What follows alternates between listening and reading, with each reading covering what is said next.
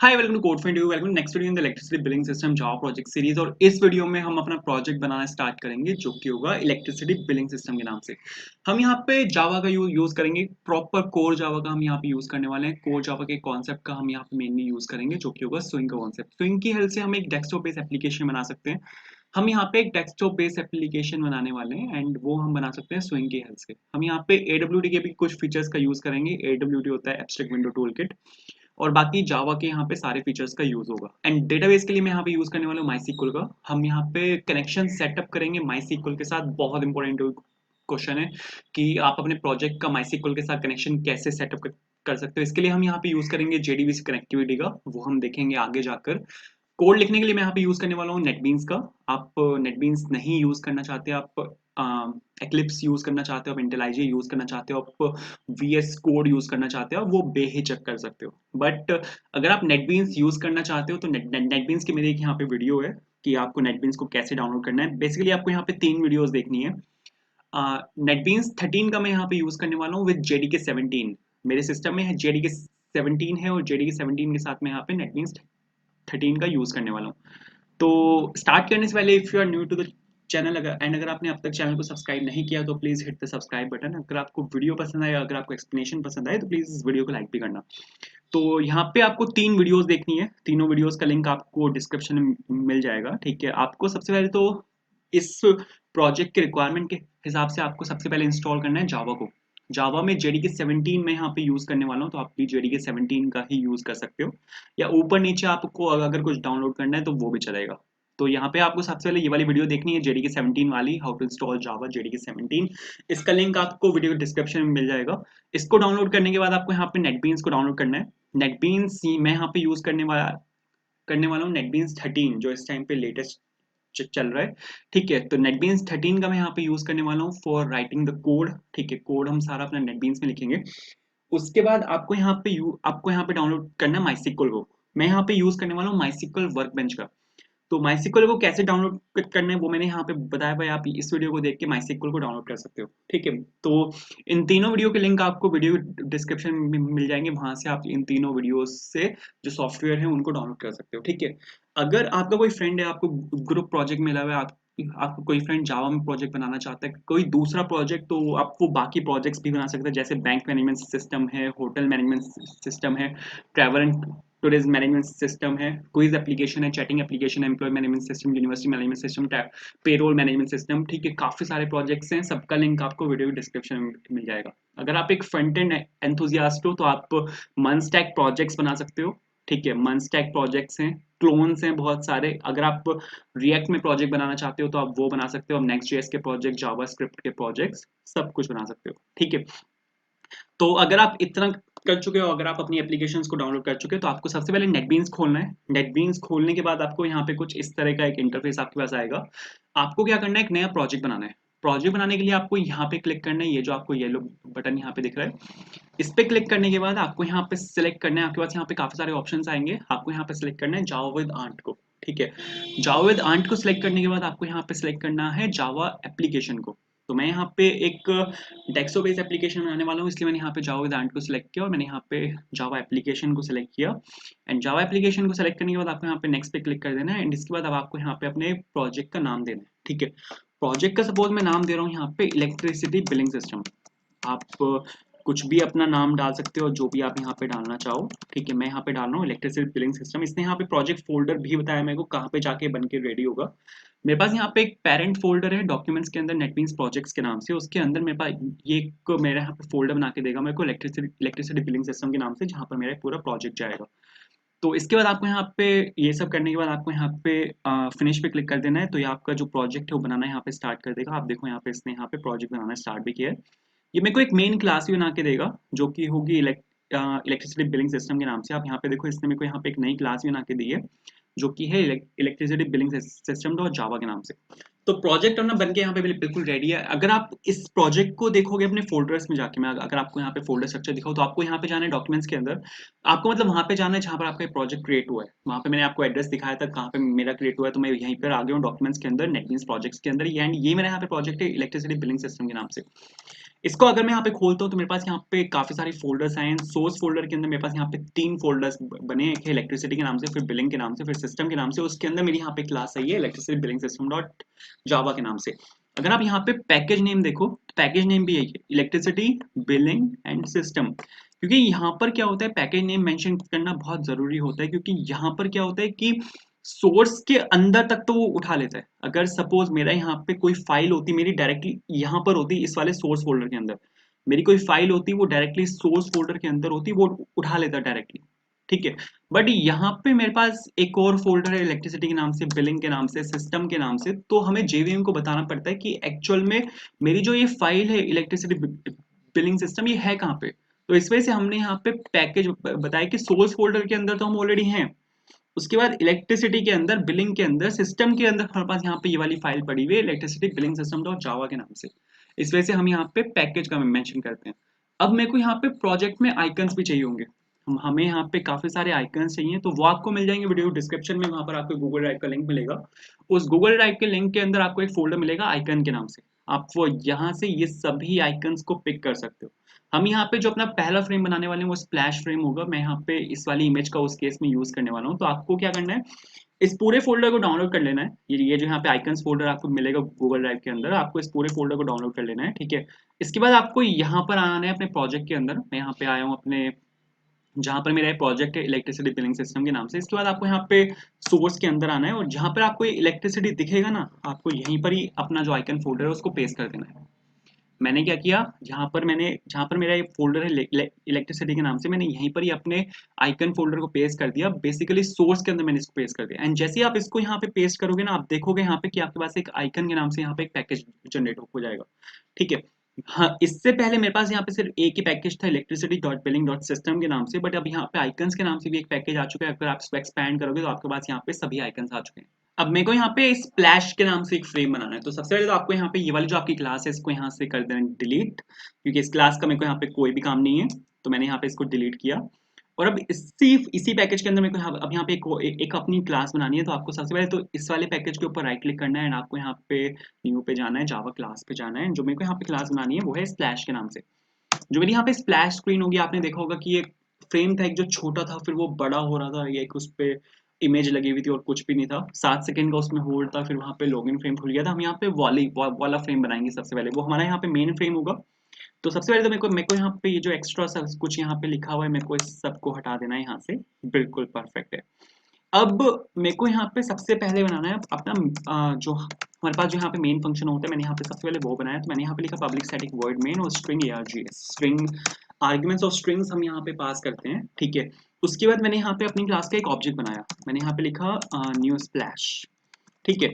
ये यहाँ पे अनोनिमस ऑब्जेक्ट मैंने बनाया। आप अगर चाहो तो इसको यहाँ पे ऐसे भी कर सकते हो, ठीक है। बट ऐसे हम तब करते हैं अगर आपको एस का कहीं पे यूज करना है, क्योंकि आप इस वेरिएबल एस को मेमोरी एलोकेट कर रहे हो, बट मेरे को इस एस को यूज नहीं करना। तो आप यहाँ पे अनोनिमस ऑब्जेक्ट भी बना सकते हो न्यू स्प्लैश लिख के। अब जैसे ही हम क्लास का ऑब्जेक्ट बनाते हैं, क्लास का ऑब्जेक्ट बनाते क्लास का कंस्ट्रक्टर कॉल होता है, तो मेरे को यहाँ पे कंस्ट्रक्टर भी बनाना है। देखो अब यहाँ पे मैं एक चीज चाहता हूँ, अभी के लिए मैंने यहाँ पे कंस्ट्रक्टर बनाया with same name as that of the class name. Constructor जो होता है वो सेम नेम होता है as that of the class name, ठीक है। तो मैंने यहाँ पे जो क्लास का नाम है उसी सेम नेम से मैंने यहाँ पे कंस्ट्रक्टर बनाया। अब मैं चाहता हूँ कि जैसे ही मैं क्लास का ऑब्जेक्ट बनाऊं, वैसे ही मेरा फ्रेम दिख जाए मेरे को मेरे सामने आके। देखो दोबारा से सुनो, मैं चाहता हूं कि जैसे ही मैं क्लास का ऑब्जेक्ट बनाऊं, ठीक है, वैसे ही मेरे को फ्रेम दिखना शुरू हो जाए। इसको थोड़ा और वाइडली पर्सपेक्टिव से देखते हैं। मैं चाहता हूं कि जैसे ही मैं क्लास को रन करूं, मैंने यहाँ पर इस पे क्लिक करके क्लास को रन किया, स्प्लैश क्लास को। तो इस पे क्लिक करते ही ये मेरी स्प्लैश क्लास रन होनी स्टार्ट हो जाएगी। एंड किसी क्लास को रन करने के लिए जेवीएम आता है सबसे पहले उस क्लास को रन करने के लिए, एंड जेवीएम ढूंढता है मेन मेथड। तो यहाँ पे क्या होगा, मैं चाहता हूँ कि जैसे मैं क्लास को रन करूँ मेरा फ्रेम मेरे को दिखना स्टार्ट हो जाए, ठीक है। तो मैंने क्लास को रन किया, क्लास के रन होते ही जेवीएम आएगा, जेवीएम देखेगा कि यहाँ पे कोई मेन मेथड है, मेन मेथड वो देखेगा कि मैंने यहाँ पे मेन मेथड में क्लास का ऑब्जेक्ट बनाया हुआ है। क्लास का ऑब्जेक्ट बनाते ही कंस्ट्रक्टर कॉल होता है। तो अब मेरे को यहाँ पे क्या करना पड़ेगा, जितनी भी अपनी मेरी यहाँ पे फ्रेम की कोडिंग होगी वो सब कंस्ट्रक्टर के अंदर लिखनी पड़ेगी, क्योंकि अगर मैं चाहता हूँ कि मेरे को एकदम से फ्रेम दिखना स्टार्ट हो जाए तो फ्रेम तभी दिखेगा जब कंस्ट्रक्टर कॉल होगा। कंस्ट्रक्टर के कॉल होते ही मेरे को फ्रेम दिखाना है, तो मेरे को अपनी जितनी भी सारी फ्रेम की कोडिंग है वो सब कंस्ट्रक्टर के अंदर डालनी है। अब मेरे को यहाँ पे सबसे पहले तो अपना फ्रेम बनाना पड़ेगा। अब फ्रेम बनाने के लिए हम यहाँ पे यूज करते हैं स्विंग के कॉन्सेप्ट्स का। स्विंग में हमारे पास एक क्लास होती है जो कि होती है जे फ्रेम। मेरे को यहाँ पे उस क्लास को एक्सटेंड करना पड़ेगा। मैंने यहाँ पे क्या किया, जो मेरी जे फ्रेम क्लास है उस क्लास को मैंने यहाँ पे एक्सटेंड किया, ठीक है। लेकिन ये एरर देगी जे फ्रेम क्लास, क्योंकि ये होती है स्विंग पैकेज के अंदर, तो मेरे को जो स्विंग पैकेज है उसको यहाँ पे इंपोर्ट करना पड़ेगा। मैंने यहाँ पे लिखा जावा। अब तक आपने जितने भी पैकेजेस इंपोर्ट किए होंगे वो सब आए होंगे आपके जावा के अंदर से, बट जो स्विंग पैकेज होता है वो आता है आपके जावा के एक्सटेंडेड पैकेज के अंदर से, तो मेरे को यहाँ पे लिखना पड़ेगा जावा एक्स। तो मैंने यहाँ पे जावा एक्स लिखा डॉट स्विंग डॉट स्टार, ठीक है। अब यहाँ पे स्विंग पैकेज के अंदर से मेरे पास यहाँ पे जो जे फ्रेम क्लास है वो आ चुकी है। अब जे फ्रेम क्लास के अंदर हमारे पास एक फंक्शन होता है, उस फंक्शन का मैं यहाँ पे यूज कर सकता हूँ, और इस फंक्शन की हेल्प से मैं यहाँ पर अपना जो फ्रेम है यहाँ पे मैं वो बना सकता हूँ। तो फ्रेम बनाने के लिए हमें यहाँ पे एक फंक्शन का यूज करना होता है जो कि होता है सेट साइज फंक्शन। हमें यहाँ पे सेट साइज फंक्शन का यूज करना होता है। अगर मैं सपोज यहाँ पे लिखता हूँ 400 400, तो मेरे को यहाँ पे 400 लेंथ और 400 विथ का एक फ्रेम दिखेगा। फर्स्ट जो आर्ग्यूमेंट होता है इसका वो लेंथ होता है, सेकंड आर्ग्यूमेंट इसकी विथ होती है। तो मेरे को यहाँ पे एक फ्रेम दिखेगा जिसकी लेंथ 400 होगी और जिसकी विथ होगी यहाँ पे 400 के नाम से। अगर मैं आपको यहाँ पे चला के दिखाऊं तो ये परफेक्ट चलना चाहिए। एक सेकंड, अगर मैं आपको यहाँ पे चला के दिखाऊं तो यहाँ पे आया सिर्फ बिल्ड सक्सेसफुल, बट मेरे को यहाँ पे कोई फ्रेम नहीं दिखा, ठीक है। क्योंकि यहाँ पे क्या होता है, जो फ्रेम होता है वो बाय डिफॉल्ट उसकी विजिबिलिटी जो होती है वो हिडन होती है। हमारा जो फ्रेम होता है उसकी जो बाय डिफॉल्ट विजिबिलिटी होती है वो हिडन होती है। तो आपको यहाँ पे एक काम करना पड़ता है, आपको यहाँ पे एक फंक्शन को कॉल करना पड़ता है जो कि होता है सेट विजिबल। आपको यहाँ पे सेट विजिबल को ट्रू करना होता है। मैंने यहाँ पे लिखा suppose set visible and true.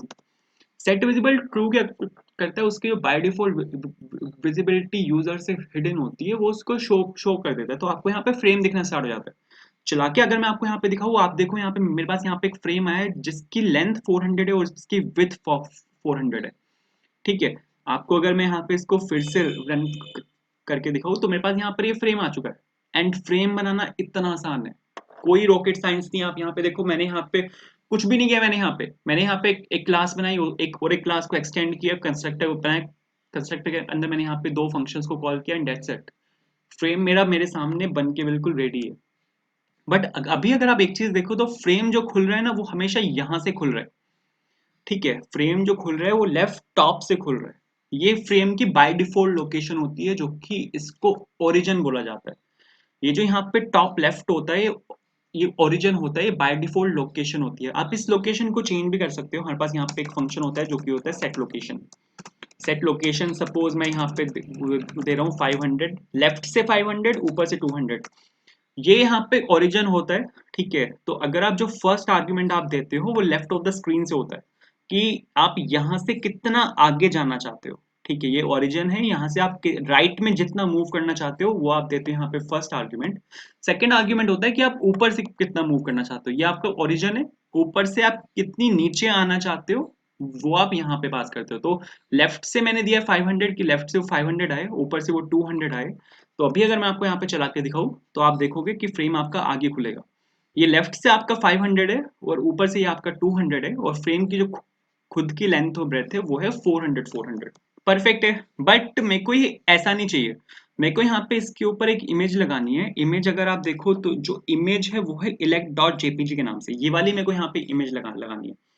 And इस वाली इमेज को अगर आप देखो तो इसकी जो लेंथ और विड्थ है बिल्कुल उसी लेंथ और विड्थ का मेरे को यहाँ पे फ्रेम चाहिए। तो हम यहाँ पे एक काम कर सकते हैं, हम यहाँ पे एक्चुअल में जो मैं यहाँ पे क्या करने वाला हूँ, जो मेरी इमेज की जो विड्थ है, ठीक है, उसी सेम विड्थ का मैं यहाँ पे वो डाल रहा हूँ, क्या कहते हैं, जो स्क्रीन का साइज है मैं यहाँ पे वो ले रहा हूँ। तो मेरी जो इमेज है उसकी जो विड्थ है वो 730 है और उसकी जो हाइट है वो है 550। तो मैंने यहाँ पे उसी विड्थ और हाइट का मैंने यहाँ पे ये लिया, तो मेरे पास यहाँ पे एक फ्रेम आ चुका है जो काफी बड़ा है अब देखने में। इसको थोड़ा सा कम कर लेते हैं। तो मैंने सपोज यहाँ पे 300 एंड 150 लिखा ताकि थोड़ा सा सेंटर में आ जाए। अभी ये सेंटर में नहीं है मेरे को इसको लेना पड़ेगा 350, ठीक है। ये मतलब ये कैलकुलेटेड नहीं होता। आप यहाँ पे इसके अंदर जो भी आर्ग्यूमेंट यहाँ पे पास करते हो ये कैलकुलेटेड नहीं होता, ये पूरा हिट एंड ट्रायल होता है। तो अगर आप सेटअप नहीं कर पा रहे हो इनिशियली, ठीक है, तो उसमें कोई टेंशन लेने की जरूरत नहीं है। ये प्रोजेक्ट के खत्म होते आप एक्सपर्ट हो ही जाओगे इसमें, ठीक है, कि हम यहाँ पे इसके अंदर जो आर्ग्यूमेंट्स हैं वो कैसे पास करते हैं, ठीक है, क्योंकि पूरे प्रोजेक्ट में हम यही करने वाले हैं। अब यहाँ पे मेरे को क्या करना है, अब यहाँ पे मेरे को एक इमेज लगानी है, ठीक है। अब मेरे को यहाँ पे जो मेरा फ्रेम है उसके ऊपर यहाँ पे एक इमेज लगानी है, ठीक है। तो उसके लिए मेरे को यहाँ पे यूज करना पड़ेगा, एक क्लास होती है अपने पास जो कि होती है इमेज आइकन के नाम से। मैं यहाँ पे इमेज आइकन क्लास का यूज कर रहा हूँ। इमेज आइकन क्लास की हेल्प से आप एक फ्रेम के ऊपर एक इमेज को सेट कर सकते हो। मैंने यहाँ पे लिखा image icon i1 is equals to new image icon. मैंने यहाँ पे इमेज आइकन क्लास का एक ऑब्जेक्ट बनाया। अब मेरे को इमेज उठानी है। इमेज का यूआरएल मेरे पास नहीं है, जो इमेज है वो मेरे अंदर डायरेक्टरी में, जो फाइल डायरेक्टरी है जो मेरी डिस्क है उसके अंदर एक इमेज पड़ी हुई है। तो अब मेरे को यहाँ पे क्या करना है, अपनी इमेज को उठाना है कंप्यूटर में से, जो मेरा यहाँ पे लैपटॉप है उसमें से मेरे को उस इमेज को उठाना है। तो उसके लिए हमारे पास यहाँ पे क्लास होती है जो कि होती है क्लास लोडर। क्लास लोडर के अंदर हमारे पास एक स्टैटिक फंक्शन होता है जो कि होता है गेट सिस्टम रिसोर्स। हम यहाँ पे इन फंक्शंस की हेल्प से हम यहाँ पे अपने जो इमेज है उसको पिक कर सकते हैं। मैंने यहाँ पे class loader dot gate system resource लिखा। अब यहाँ पे आपको इसके अंदर अपनी इमेज का एड्रेस डालना होता है कि आपकी इमेज है कहाँ पर। मैंने आपको क्या बोला था कि सोर्स फोल्डर के अंदर मैं ऑलरेडी हूँ। जब मैं आपको एक पैकेज को एक्सप्लेन कर रहा था, मैंने उस टाइम आपको बताया था कि सोर्स पैकेज के अंदर मैं ऑलरेडी हूँ, और सोर्स पैकेज के अंदर अगर कुछ भी है, कोई फोल्डर है, तो मेरे को उसका एड्रेस डालना है। मेरे को यहाँ पे सोर्स पैकेज के अंदर मैं ऑलरेडी हूँ, तो मेरे को यहाँ पे आइकन से स्टार्ट करना पड़ेगा। आइकन से मेरे पास यहाँ पर एक इमेज है जो कि है elect.jpg के नाम से। मेरे को उस इमेज को उठाना है। परफेक्ट है, मैंने यहाँ पे इस वाली इमेज को पिक कर लिया। अब ये वाली जो इमेज है वो इस वाले आइकन के अंदर आ चुकी है जो कि i1 है। अब मेरे को जो i1 है, ठीक है, जो मेरे यहाँ पे इमेज आइकन है उसको डायरेक्टली अब मेरे को फ्रेम के ऊपर प्लेस करना है। फ्रेम के ऊपर प्लेस करने के लिए अगर आपको किसी भी कंपोनेंट को फ्रेम के ऊपर प्लेस करना है तो उसके लिए हम एक फंक्शन का यूज करते हैं जो कि होता है ऐड फंक्शन। आपको अपने कंपोनेंट्स को फ्रेम के ऊपर ऐड करना होता है। ये यहाँ पे इमेज है, ये एक इमेज कंपोनेंट है, इसको मेरे को अगर फ्रेम के ऊपर ऐड करना है तो मेरे को यहाँ पे लिखना पड़ेगा i1। बट यहाँ पर एक प्रॉब्लम है। प्रॉब्लम यहाँ पर ये है कि जो ऐड फंक्शन होता है उसके अंदर आप जो इमेजेस के ऑब्जेक्ट्स हैं उनको डायरेक्टली पास नहीं कर सकते। आपको यहाँ पे एक और क्लास होती है, उसका यहाँ पे आपको ऑब्जेक्ट बनाना पड़ेगा जो कि होती है JLabel। मैंने यहाँ पे JLabel इमेज लिखा है equals to new JLabel। JLabel क्या करता है इसको देखेंगे नेक्स्ट वीडियो में, क्योंकि JLabel का ये मेन काम नहीं है जो मैं यहाँ पर कर रहा हूँ ना। मैं यहाँ पे क्या कर रहा हूँ कि इमेज को उठा के मैं JLabel के अंदर पास कर रहा हूँ, और फिर मैंने यहाँ पे क्या किया, जो JLabel का जो ऑब्जेक्ट है उसको डायरेक्टली मैंने यहाँ पे ऐड के अंदर पास कर दिया। ठीक है, तो मैंने यहाँ पे क्या किया, इमेज को मैंने यहाँ पे JLabel के अंदर पास किया। ये JLabel का मेन काम नहीं है। JLabel को आप इस तरह से भी यूज कर सकते हो, बट जो इसका मेन काम है वो हम समझेंगे नेक्स्ट वीडियो में, ठीक है। तो इस वीडियो में मैं जो JLabel की एक्सप्लेनेशन है उसको थोड़ा सा स्किप मार रहा हूँ, ठीक है। तो यहाँ पे मैंने क्या किया, इमेज को उठा के मैंने यहाँ पे JLabel के अंदर पास किया, और JLabel का जो ऑब्जेक्ट है इमेज के नाम से उसको मैंने डायरेक्टली यहाँ पे इमेज के अंदर पास कर दिया। चला के अगर मैं आपको यहाँ पे दिखाऊंगा तो आपके पास यहाँ पे इमेज आएगी। आप यहाँ पे देखो, मेरे पास यहाँ पे जो इमेज है वो बिल्कुल परफेक्टली आई है जो कि फ्रेम के ऊपर है। बट आप अगर यहाँ पे देखो तो जो इमेज है वो थोड़ी छोटी है। इमेज छोटी है और फ्रेम थोड़ा सा बड़ा है। तो मेरे को यहाँ पे क्या करना पड़ेगा कि जो इमेज है उसको स्केल करना पड़ेगा। क्रॉप नहीं करना, ठीक है, एनलार्ज नहीं करना, स्केल करना है। तो स्केल करने के लिए हम यहाँ पे अपने क्लास का यूज कर सकते हैं जो कि होती है इमेज क्लास। मैं यहाँ पे क्या कर रहा हूँ, इमेज क्लास का एक ऑब्जेक्ट बना रहा हूँ, बट इमेज क्लास अब अभी यहाँ पे एरर देगी क्योंकि इमेज क्लास जो होती है वो AWD पैकेज के अंदर होती है। मेरे को यहाँ पे जावा के अंदर से मेरे को यहाँ पे AWD को इंपोर्ट करना पड़ेगा, ठीक है। हम यहाँ पे कुछ फंक्शनैलिटीज स्विंग की यूज करेंगे और कुछ फंक्शनैलिटीज AWD की भी यूज करेंगे। 90% तो स्विंग के कॉन्सेप्ट यूज होंगे, 10% AWD के यूज होंगे। तो जैसे मैंने AWD को यहाँ से इंपोर्ट किया, आप यहाँ पे देखो इमेज क्लास से जो एरर है वो जा चुका है। अब मेरे को क्या करना है, एक इमेज है जो कि i1 के अंदर पड़ी हुई है, उस इमेज को उठाना है, उसको स्केल करना है। तो सबसे पहले इमेज को मेरे को यहाँ उठाना पड़ेगा, वो हम उठा सकते हैं गेट इमेज फंक्शन की हेल्प से। i1 के अंदर वो इमेज है और मैंने यहाँ पे गेट इमेज फंक्शन का यूज किया। अब यहाँ पे एक फंक्शन मेरे को एक यूज करना है उसको स्केल करने के लिए, जो कि होता है गेट स्केल इंस्टेंस। अब यहाँ पे मेरे को विड्थ और हाइट मेंशन करनी है। मेरा जो फ्रेम है उसकी साइज, उसका साइज है 730, तो मैंने विड्थ भी मैंने उतनी दी, और मेरा जो फ्रेम की हाइट है वो है 550, मैंने हाइट भी उतनी दी। किस तरह से मेरे को स्केल करना है, मैंने यहाँ पे लिखा इमेज डॉट स्केल डिफॉल्ट। हमारे पास यहाँ पे काफी सारे ऑप्शंस होते हैं, मैं यहाँ पे यूज करने वाला हूँ स्केल डिफॉल्ट पर। अब जो स्केल्ड इमेज है वो i2 के अंदर है, ठीक है। अब मैं यहाँ पे i2 को डायरेक्टली पास कर सकता हूँ, बट यहाँ पे एक प्रॉब्लम है। प्रॉब्लम यहाँ पर ये है कि जे लेवल के अंदर आप इमेज का ऑब्जेक्ट पास ही नहीं कर सकते। आप इमेज आइकन का ऑब्जेक्ट पास कर सकते हो बट इमेज का ऑब्जेक्ट पास नहीं कर सकते, तो मेरे को इसको वापस इमेज आइकन में चेंज करना पड़ेगा। मैंने यहाँ पे लिखा image icon i3 is equals to new image icon, और इसके अंदर मैंने i2 को पास कर दिया। अब जो एक्चुअल इमेज है वो i3 के अंदर है, तो अब मैं यहाँ पे जे लेवल के अंदर i3 को पास कर सकता हूँ। चला के अगर मैं आपको यहाँ पे दिखाऊँ बिल्कुल परफेक्ट चलेगा। आप यहाँ पे देखो इस इमेज जो है वो स्केल हो चुकी है, बट मेरे को यहाँ पे जो इमेज है वो इस तरह नहीं चाहिए। मेरे को यहाँ पे ऐसे नहीं चाहिए कि ये फ्रेम मेरे को यहाँ पे खोलते ही इतना बड़ा दिखे। मैं चाहता हूँ कि फ्रेम छोटा हो और फिर वो छोटे से बड़ा हो जाए। ठीक है, फ्रेम मेरा छोटा हो और फिर छोटे से वो धीरे धीरे जो फ्रेम है वो बड़ा हो जाए, चारों तरफ वो एक्सपैंड होना चाहिए। अब अगर आप इसके पीछे के वो देखो, इसके पीछे का अगर आप कॉन्सेप्ट देखो कि बिहाइंड द सीन्स क्या हो रहा है। फ्रंट में तो आपको ये दिख रहा है कि इमेज जो है वो छोटी है और फिर इमेज आपकी बड़ी हो रही है, बट बिहाइंड द सीन्स क्या हो रहा है। बिहाइंड द सीन्स अभी जो यहाँ पे सेट साइज और सेट लोकेशन यहाँ पे स्टैटिक है, इसको मैं डायनेमिकली सेट कर रहा हूँ। इमेज का साइज सपोज पहले 100 था, फिर 200 हुआ, 300 हुआ, 400 हुआ। तो इमेज पहले आपको छोटी दिखी फिर बड़ी होती दिखती चली गई, जैसे आपके यहाँ पे सेट साइज चेंज हुआ। ठीक है, फिर जो लोकेशन है, अगर पहले इमेज आपकी यहाँ पे खुल रही है जहां पे मेरा कर्सर है, उसके बाद इमेज अगर आपकी इधर को एक्सपैंड हो रही है, तो यहाँ पे क्या हो रहा है, लोकेशन कम हो रही है। ठीक है, अगर सपोज ये आपका सेंटर है, ये 500 है, तो अगर मैं लेफ्ट में जाऊंगा तो फर्स्ट आर्ग्यूमेंट कम होगा, तो 400 हो जाएगा। फिर और लेफ्ट में जाऊंगा 300 हो जाएगा। अगर ऊपर भी जाता हूँ 500 से, अगर मैं यहाँ पे ऊपर भी जाता हूँ तो 500 400 फिर 500 300, तो यहाँ पे क्या हो रहा है, साइज भी चेंज हो रहा है, लोकेशन भी चेंज हो रही है। अब मेरे को इसको डायनेमिकली यहाँ पे सेट करना है। तो अगर मैं एक काम यहाँ पे करूँ, अगर मैं यहाँ पे एक फोर लूप चलाऊँ, सपोज कर लो कि मैं यहाँ पे फोर लूप चला रहा हूँ, जिसमें suppose int i is equals to 1 से लेके i इज लेस देन और suppose equals to 500, and suppose मैंने यहाँ पे लिखा i प्लस प्लस।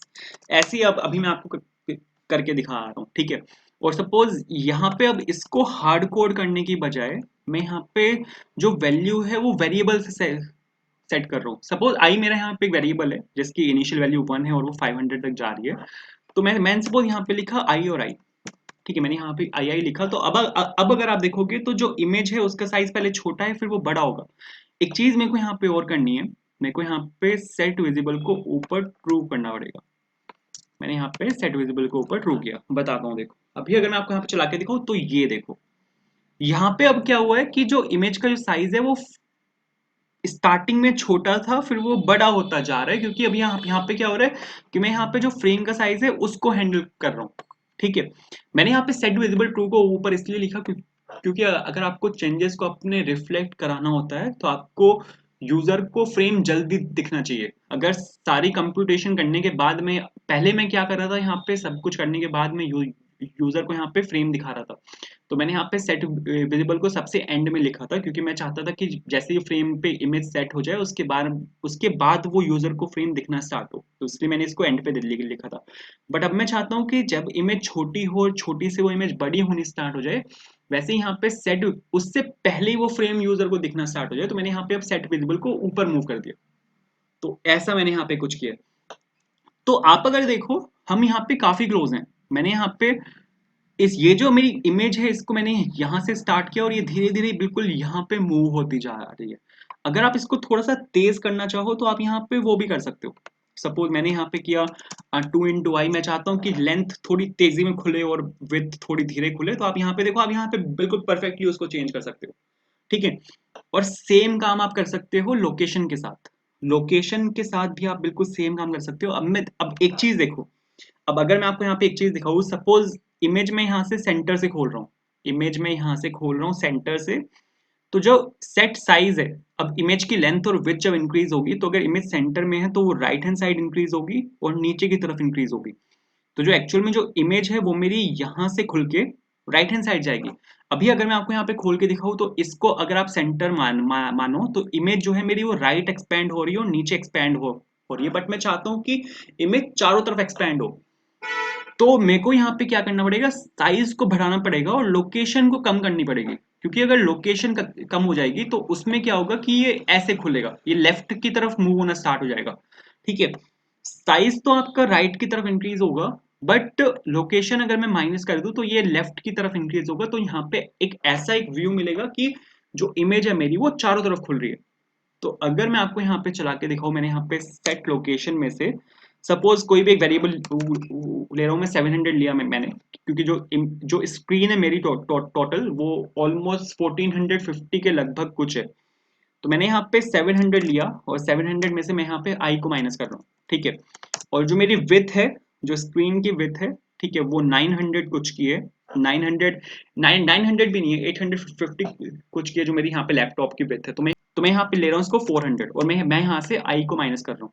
अब अगर आप देखोगे तो जो साइज है वो राइट हैंड साइड इंक्रीज होगा, बट जो इमेज है वो ऊपर की तरफ एक्सपैंड होगी, ठीक है। अब इमेज चारों तरफ एक्सपैंड हुई है, वो एक गड़बड़ होगी, वो दिखा नहीं अच्छे से। मेरे को यहाँ पे साइज को और थोड़ा सा अच्छे से मेंशन करना पड़ेगा, ठीक है। सबसे पहले मेरे को यहाँ पे क्या करना है कि आई को मेरे को और थोड़ा तेजी में खोलना है, ठीक है। तो आई को मैं यहाँ पे 2 से स्टार्ट कर रहा हूँ और ये सपोज मैं चाहता हूँ कि 600 तक जाए। और आई प्लस प्लस नहीं करना, क्योंकि मेरे को आई को थोड़ा सा और फास्ट खोलना है, ठीक है। तो मैं यहाँ पे आई प्लस इज इक्वल टू 4 कर रहा हूँ। अभी मैं आई में 1 इंक्रीमेंट कर रहा था, बट अब मैं आई में 4 को इंक्रीमेंट कर रहा हूँ। चला के अगर मैं आपको यहाँ पे दिखाऊँ तो अब काफी तेज खुल रहा है, बट इसको मेरे को नीचे को खोलना है। नीचे को ये इसलिए खुलेगा क्योंकि अब यहाँ पे क्या हो रहा है, लोकेशन में तेजी में माइनस कर रहा हूँ, बट साइज तेजी में ऐड नहीं हो रहा, ठीक है। लोकेशन मेरा पूरी तेजी में माइनस हो रही है, बट साइज पूरी तेजी में ऐड नहीं हो रहा। सबसे पहले तो मेरे को लोकेशन को थोड़ा स्लो करना पड़ेगा यहाँ पे। तो एक काम करते हैं कि यहाँ पे वो ऊपर निकल रहा है, तो मैंने यहाँ पे जो हाइट है, जो विथ है, मतलब जो ऊपर से जो स्पेस है उसमें I/2 कर दिया, ताकि ऊपर से वो इतनी तेजी में ना जाए। देखो, परफेक्ट। आपको यहाँ पे क्या व्यू मिला कि जो इमेज है वो चारों तरफ एक्सपैंड हो रही है। जो इमेज है वो आपकी चारों तरफ एक्सपैंड हो रही है। आप यहाँ पे देखो, इमेज आपकी चारों तरफ एक्सपैंड हुई है। वो बहुत तेज हो रहा है, मेरे को पता है, बट अभी मैं समझाने के लिए बता रहा हूँ कि आपके जो साइज है वो आपका राइट साइड एक्सपैंड हो रहा है, नीचे की तरफ एक्सपैंड हो रहा है। उसी टाइम में लोकेशन को माइनस कर रहा हूँ, तो आपको क्या लग रहा है कि वो चारों तरफ एक्सपैंड हो रही है इमेज, ठीक है। जो अपना जो ये वाला है, वाई वाला पार्ट है, ये तो सेट हो गया, बट जो ये वाला एक्स वाला पार्ट है, ये अब भी बहुत तेजी में खुल रहा है। मतलब अभी ये अब भी बहुत तेजी में माइनस हो रहा है। तो इसको भी सपोज I/2 कर रहा हूं मैं, ठीक है। I/2 से काम नहीं चलेगा, इसमें मेरे को कुछ चीजों को ऐड करना पड़ेगा। मैं यहाँ पे एक वेरिएबल ले रहा हूँ, ठीक है। मैं सपोज यहाँ पे, अरे लेट क्यों ले रहा हूँ मैं, इंट लेना है। मैंने यहाँ पे x की वैल्यू 1 ली और मैं यहाँ पे क्या कर रहा हूँ, जो x है उसको इंक्रीमेंट कर रहा हूँ 1 से, ठीक है। और यहाँ पे मैं I/x कर रहा हूँ, ठीक है, क्योंकि जो अपनी जो लेंथ है वो बहुत तेजी में माइनस हो रही है। तो मैंने यहाँ पे I/x किया। तो ये टोटल रैंडम है, मतलब ये कुछ भी कैलकुलेटेड नहीं है। आप अगर सोच रहे हो कि भाई ये क्या तुक्के मार रहा है, सीधा कैलकुलेशन बताना कि कैसे कर रहा है, बिल्कुल भी कैलकुलेटेड नहीं है, ठीक है। आपको तुक्के ही मारने पड़ेंगे। तो अगर मैं आपको यहाँ पे चला के दिखाऊँ इस टाइम पे, अब ये काफी धीरे खुलेगा। तो आप अगर देखो, अब ये एक्चुअल में लेफ्ट की तरफ ज्यादा एक्सपैंड हो गया। अब मेरे को साइज को मैनेज करना है। मेरे को ये ऐसा लग रहा है कि जो अपनी जो एक्स और वाई है वो तो सेट हो चुका है, लोकेशन तो सेट हो चुकी है, बट इसको एक काम करते हैं, इसको I+X कर रहा हूँ मैं, ठीक है। 600 प्लस 600, ठीक है। इसको अगर I+X करते हैं, इसको I करते हैं, तो अब शायद ठीक खुलना चाहिए, देख लेते हैं। ठीक खुला है, बिल्कुल ठीक खुला है, बट एक चीज है कि इसको पहले I+X कर दे और फिर -2 कर दे अगर, एंड परफेक्ट। तो अब शायद ठीक खुलना चाहिए। Perfect, perfect. आप अगर देखो, अब बिल्कुल परफेक्ट खुल रहा है। चला के अगर मैं आपको यहाँ पे दिखाऊं, तो आप अगर देखो अब बिल्कुल परफेक्ट खुल रहा है, बट बहुत तेजी में खुल रहा है। मेरे को इसको थोड़ी सी इसकी जो स्पीड है उसको स्लो करना पड़ेगा। तो मैं यहाँ पे यूज करने वाला मल्टी थ्रेडिंग का। मल्टी थ्रेडिंग के कॉन्सेप्ट का मैं यहाँ पे यूज करने वाला हूँ। हमारे पास वहाँ पे कॉन्सेप्ट होता है जो कि होता है थ्रेड डॉट स्लीप। हम एक स्लीप फंक्शन का वहाँ पे यूज करते हैं। स्लीप फंक्शन क्या करता है, वो कोड ऑफ एग्जीक्यूशन को रोक देता है, जितना भी टाइम आप उसमें मेंशन करते हो उस टाइम के लिए। तो अगर मैं यहाँ पे सपोज, सबसे पहले तो मेरे को एक्सेप्शन हैंडलिंग यहाँ पे करनी पड़ेगी। मैंने यहाँ पे लिखा ट्राई और कैच, ठीक है। और मैंने सपोज यहाँ पे लिखा एक्सेप्शन ई, ठीक है, क्योंकि जब भी आप स्लीप फंक्शन का यूज करो तो हमेशा ट्राई और कैच के अंदर करो, ठीक है। बहुत हेल्प मिलेगी, ट्रस्ट मी। और जो एरर है उसको मैं यहाँ पे पेंट पेंट बोल रहा हूँ, प्रिंट भी करवा लेता हूँ। तो मैंने यहाँ पे लिखा E dot print stack trace. इससे आप अपने जो एरर है उसको यहाँ पे प्रिंट करा सकते हो। पूरे जो आपका पूरा स्टैक है उसको प्रिंट कर देगा ये, ठीक है। उसके बाद मेरे को यहाँ पे लिखना है थ्रेड डॉट स्लीप। मैंने यहाँ पे लिखा थ्रेड डॉट स्लीप, और ये अपने अंदर एक आर्ग्यूमेंट लेता है जो कि होता है मिली सेकेंड में। तो मैं सपोज यहाँ पे 10 मिली सेकेंड डाल रहा हूँ, ठीक है। मैंने सपोज यहाँ पे डाला थ्रेड डॉट स्लीप, और मैंने यहाँ पे इसके अंदर 10 पास किया, और ये यहाँ पे मैंने आर खा गया, मैं यहाँ से इसको आर को लिखते हैं। तो मैंने यहाँ पे थ्रेड डॉट स्लीप लिखा। अब यहाँ पे जो आर्ग्यूमेंट मैंने 10 पास किया है, ये मैंने पास किया है मिली सेकेंड्स में। ये जो आर्ग्यूमेंट लेता है मिली सेकेंड में लेता है, तो मैंने यहाँ पे 10 मिली सेकेंड पास किया है। तो 1 second is equals to 1000 millisecond. मैंने यहाँ पे 10 मिली सेकेंड पास किया है, तो बहुत कम है। तो चला के अगर मैं आपको दिखाऊं तो बहुत स्लो खुलेगा। आप यहाँ पे देखो बहुत स्लो खुल रहा है, ठीक है। आप इसको थोड़ा सा अगर बढ़ाना चाहो तो आप बढ़ा भी सकते हो, अगर आपको लग रहा है कि ये काफी कम है। इसको सपोज 20 कर रहा हूँ मैं, ठीक है। आप इसको अपने हिसाब से मैनेज कर सकते हो, मतलब जितना भी आप चाहते हो। अब और स्लो खुल रहा है, ठीक है, कम करना पड़ेगा। इसको सपोज 5 मिली सेकेंड दे रहा हूँ मैं, तो अब थोड़ा ठीक खुलेगा। परफेक्ट, तो परफेक्ट खुला है, ठीक है। ये आपको अगर थोड़ा दिख रहा है कि अटक अटक के खुल रहा है, वो इसलिए हो रहा है क्योंकि मैं साथ साथ स्क्रीन को भी रिकॉर्ड कर रहा हूँ। आप अगर अपने पास इसको खोलोगे तो आपके पास बिल्कुल परफेक्ट खुलेगा। अब मेरे को यहाँ पे क्या करना है कि इस वाली स्क्रीन को खोलने के बाद मेरे को यहाँ पे 7 सेकेंड्स का एक होल्ड चाहिए। 7 सेकेंड बाद मेरे को यहाँ पे जो मेरा नेक्स्ट फ्रेम है, जो कि लॉग इन फ्रेम है, उसको खोल देना इस वाले फ्रेम को क्लोज करने के बाद। तो उसके लिए अब मेरे को यहाँ पे एक कॉन्सेप्ट का यूज करना पड़ेगा, जो कि होता है मल्टी थ्रेडिंग का कॉन्सेप्ट। मेरे को यहाँ पे रन फंक्शन का यूज करना पड़ेगा। रन फंक्शन मल्टी थ्रेडिंग का एक कॉन्सेप्ट है, ठीक है। तो अब यहाँ पे आप अगर देखो यहाँ पे, तो मल्टी थ्रेडिंग हम यूज कर सकते हैं। मल्टी थ्रेडिंग के दो कॉन्सेप्ट्स हैं जिनके जिनके थ्रू हम मल्टी थ्रेडिंग को यूज कर सकते हो। पहला जो कॉन्सेप्ट है वो है एक्सटेंड्स थ्रेड, कि आप थ्रेड क्लास जो है उसको एक्सटेंड कर लो। बट मैं ऑलरेडी यहाँ पे जे फ्रेम को एक्सटेंड कर रहा हूँ, ठीक है। और मल्टीपल थ्रेडिंग जो होती है और मल्टीपल इनहेरिटेंस जो होता है वो जावा में अलाउड नहीं होता। तो मैं यहाँ पे ऐसे नहीं कर सकता कि मैं यहाँ पे कॉमा लगा के थ्रेड लिख दूं, क्योंकि मल्टीपल इनहेरिटेंस जावा में अलाउड नहीं होता। तो मेरे को यहाँ पे मल्टी थ्रेडिंग के जो सेकंड कॉन्सेप्ट है उसका यहाँ पे यूज करना पड़ेगा, जो कि होता है इम्प्लीमेंट्स रनेबल। मैंने यहाँ पे जो इंटरफेस है रनेबल इंटरफेस, उसको मैंने यहाँ पे इम्प्लीमेंट कराया, बट अब ये यहाँ पे एरर देगा। इम्प्लीमेंट्स रनेबल करते ही इसने यहाँ पे स्प्लैश में एरर दिया। एंड एरर अगर आप देखो तो यहाँ पे जो एरर है वो है splash is not abstract and does not override abstract method run in runnable. मतलब क्या हुआ, लेमन लैंग्वेज में इसका मतलब है कि रनेबल जो इंटरफेस है उसके अंदर एक मेथड है, उसके अंदर एक मेथड है जो कि एब्स्ट्रैक्ट मेथड है, जो कि रन मेथड है। आप यहाँ पे देखो ये रनेबल इंटरफेस है और इसके अंदर यहाँ पे एक मेथड है जो कि रन मेथड है और जो कि एब्स्ट्रैक्ट है। यहाँ पर जो कॉन्सेप्ट आता है वो एब्स्ट्रैक्ट क्लासेस और इंटरफेसेस का कॉन्सेप्ट आता है। जब भी आप एक इंटरफेस को इम्प्लीमेंट कराते हो, जब भी आप एक इंटरफेस को इम्प्लीमेंट कराते हो, तो उस इंटरफेस के अंदर अगर कोई एब्स्ट्रैक्ट मेथड है, तो आपको उस एब्स्ट्रैक्ट मेथड को अपनी क्लास के अंदर ओवरराइड कराना होता है, ठीक है। जो भी रनेबल इंटरफेस के अंदर जो भी एब्स्ट्रैक्ट मेथड है, आपको इस क्लास के अंदर उसको ओवरराइड कराना पड़ेगा। अगर आप ऐसा नहीं करते तो आपको अपनी क्लास को एब्स्ट्रैक्ट बनाना पड़ेगा, ठीक है। मैंने यहाँ पे एब्स्ट्रैक्ट लिखा और आप देखो जो एरर है वो यहाँ से जा चुका है। बट एब्स्ट्रैक्ट क्लासेस का आप ऑब्जेक्ट नहीं बना सकते, तो अब यहाँ पे एरर देगा, ठीक है। क्योंकि एब्स्ट्रैक्ट क्लास का हम ऑब्जेक्ट्स नहीं बना सकते, एब्स्ट्रैक्ट क्लास को हम इंस्टेंशिएट नहीं कर सकते। बहुत इंपॉर्टेंट क्वेश्चन है, ठीक है। ये जो मैं आपको यहाँ पे एक्सप्लेन कर रहा हूँ ये बहुत इंपॉर्टेंट है इंटरव्यू परस्पेक्टिव से, ठीक है। तो आप अगर देखो तो उसने एरर भी यही दिया था आपको। अगर मैं फिर से एरर दिखाऊं तो आप यहाँ पे देखो इसने क्या बोला है, स्प्लैश इज नॉट एब्स्ट्रैक्ट। आपकी जो स्प्लैश क्लास है वो एब्स्ट्रैक्ट नहीं है, ठीक है। अगर वो एब्स्ट्रैक्ट नहीं है, दूसरी चीज, पहली चीज तो एब्स्ट्रैक्ट नहीं है, दूसरी चीज it does not override abstract method run in runnable. Runnable interface के अंदर एक एब्स्ट्रैक्ट मेथड है जो कि रन है, आप उसको ओवरराइड नहीं कर रहे। तो मेरे को यहाँ पे क्या करना है, जो एब्स्ट्रैक्ट मेथड है रन, उसको यहाँ पे ओवरराइड करना है। मेरे को यहाँ पे लिखना है public word run. Method overriding का कॉन्सेप्ट यहाँ पे यूज हुआ है। मेथड ओवरराइडिंग में क्या होता है कि आपको सेम नेम और सेम रिटर्न टाइप, ठीक है, यहाँ पे यूज करना पड़ेगा मेथड को ओवरराइड कराते हुए। जैसे ही मैंने यहाँ पे मेथड को ओवरराइड करा, अब यहाँ पे देखो सारे एरर्स यहाँ से जा चुके हैं, परफेक्ट है। अब मेरे को यहाँ पे रन मेथड के अंदर मेरे को यहाँ पे क्या करना है, अब रन मेथड के अंदर मेरे को जो 7 सेकेंड्स का मेरे को यहाँ पे होल्ड डालना है कि 7 सेकेंड बाद। तो मैंने यहाँ पे सबसे पहले तो ट्राई और कैच लिखा, क्योंकि अब अगर मेरे को अब यहाँ पे मेरे को क्या करना है, अपनी एग्जीक्यूशन को रोकना है 7 सेकेंड के लिए।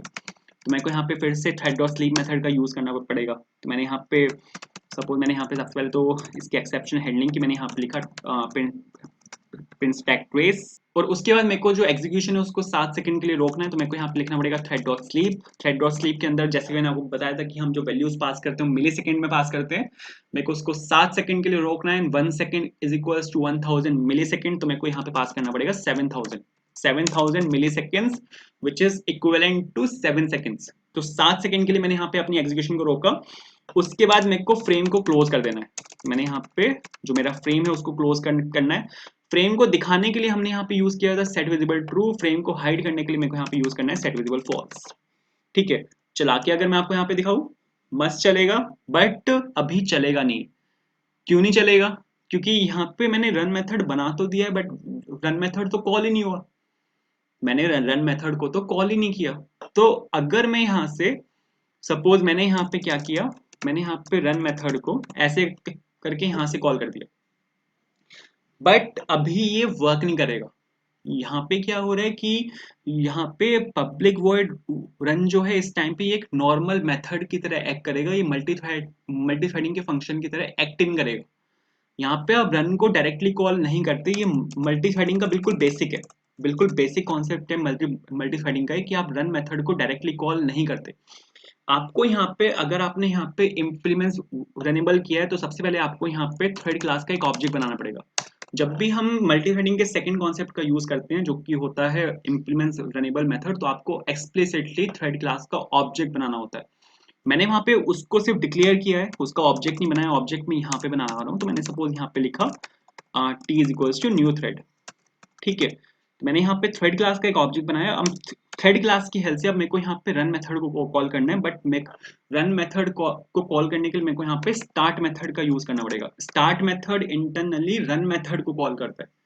ठीक है, ये मल्टी थ्रेडिंग के कुछ कॉन्सेप्ट्स हैं। Start method internally run method को कॉल करता है। अगर आप यहाँ पे डायरेक्टली रन लिख दोगे ना इस फंक्शन को कॉल करने के लिए, तो वो फंक्शन वो कॉल तो हो जाएगा, बट वो एक मल्टी थ्रेडेड फंक्शन की तरह एक्ट नहीं करेगा, वो एक नॉर्मल फंक्शन होगा। तो बिल्कुल ठीक है, स्टार्ट फंक्शन रन मेथड को कॉल करता है, बट उससे पहले हमें यहाँ पे एक और चीज पास करनी पड़ती है थ्रेड क्लास के अंदर, थ्रेड क्लास के कंस्ट्रक्टर के अंदर, जो कि होता है दिस जो होता है करंट क्लास का रेफरेंस होता है। अगर मैं आपको चला के दिखाऊं बिल्कुल परफेक्ट चलेगा। मेरे पास यहाँ पे फ्रेम आया जो कि 7 सेकंड्स बाद अपने आप यहाँ पे क्लोज हो जाएगा। ठीक है, मैं कुछ नहीं करूंगा, एंड 7 सेकंड बाद अगर आप देखोगे तो यहाँ पे अपने आप क्लोज हुआ है। मैंने कुछ भी नहीं किया, ठीक है, वो अपने आप क्लोज हुआ है। चला के अगर मैं आपको यहाँ पे दिखाऊं 7 सेकंड्स बाद ये वाला जो फ्रेम है अपने आप यहाँ पे क्लोज हो जाएगा, एंड दिस परफेक्ट। तो बिल्कुल ठीक है। अब मेरे को इसको क्लोज करने के बाद मेरे को नेक्स्ट फ्रेम खोलना है, बट अभी मेरे पास नेक्स्ट फ्रेम है नहीं, तो मैं अभी यहाँ पे सिर्फ कमेंट डाल के छोड़ रहा हूँ कि मेरे को यहाँ पे इसके बाद मेरे को जस्ट इसी के नीचे लॉगिन फ्रेम खोलना है। ठीक है, तो लॉगिन फ्रेम हम बनाएंगे नेक्स्ट वीडियो में। आई होप आपको वीडियो पसंद आई होगी। अगर आपको वीडियो पसंद आई हो तो यार लाइक जरूर करना, अगर आप चैनल पर नए हो सब्सक्राइब करना। कोई भी इशू आता है अगर आपको कहीं पर भी कमेंट जरूर करना, कहीं पर भी अगर आप फंसते हो मैं आपका इशू रिजॉल्व कराने की भरपूर कोशिश करूंगा। You can follow us on Telegram and Instagram, वहां पर आपको सर्च करना है code for interview, and see in the next video. Bye.